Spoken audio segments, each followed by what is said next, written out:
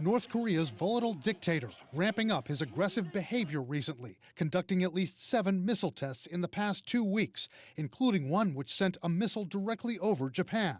North Korean state media says Kim Jong Un, quote, personally guided this recent wave of tests.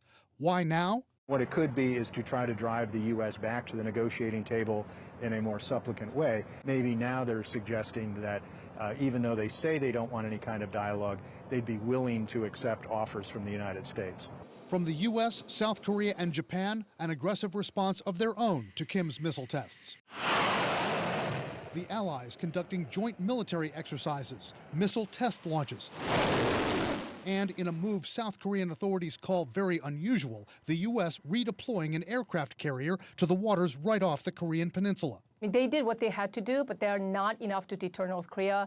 I think the latest missile test is just a precursor to what will come, and there will be a 7th nuclear test, possibly a test of a tactical nuclear weapon. A 7th North Korean underground nuclear bomb test, analysts say, is likely to come in the near future.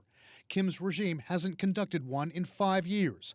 But he now seems to have a new swagger. For at least one recent launch, he appeared in a white tunic with black slacks. At one point, he donned what looked like a khaki safari hat as he peered through mounted binoculars. At another event, the supreme leader wore a brown field jacket as he tried to cover his ears. He's showing that he's bold and he's proud and he's involved in this, and that the tactical nuclear weapons program is his. Following a thaw in relations while Kim was courting former President Trump, we fell in love. And following a lull in testing during the COVID pandemic, Kim is back to the brazen, hawkish behavior that made him a threat in the first place, but with some ominous recent twists.